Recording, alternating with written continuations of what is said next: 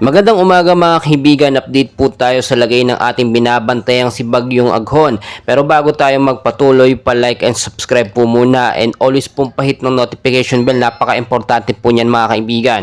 So patuloy po lumalakas mga kaibigan, ito pong si Typhoon Aghon. Isa na po siyang category bilang isang typhoon or strong typhoon na po, no?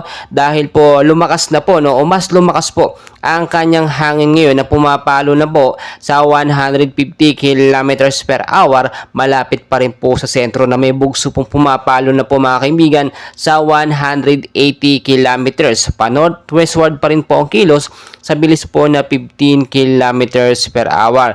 Kung makikita nyo mga kaibigan sa ating pinaka live radar, nakataas pa rin po, no, ang storm signal number 1 at storm signal number 2 at 3 sa ilang bahagi po yan ng Luzon. Dito po sa area mga kaibigan, no, ng Polillo Island, nakataas po dito ang storm signal number 2. Sa area po mga kaibigan ng Aurora, Northern Central portion ng Quezon, Rail General Nakar, Infanta, Mauban, Calawag, Perez, Alabat, Quezon at ilang bahagi po ng northern portion ng Camarines Norte. Nakataas naman po mga kaibigan ang signal number 1. So pinag-iingat po tayo mga kaibigan sa posible pong malawakang pag-uulan ngayong umaga po, especially po dyan sa may bandang Metro Manila po mga kaibigan.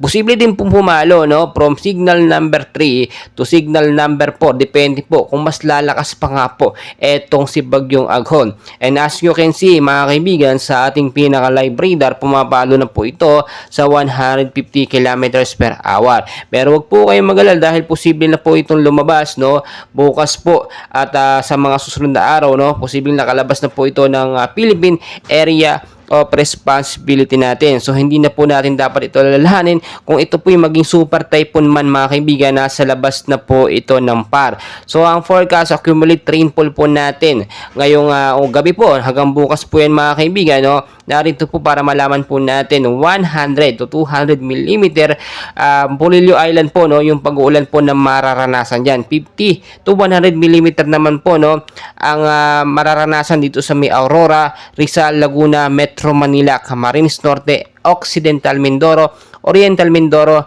Calamian, Cuyo Island, Antique, Aklan at ilang bahagi po ng Quezon mga kaibigan.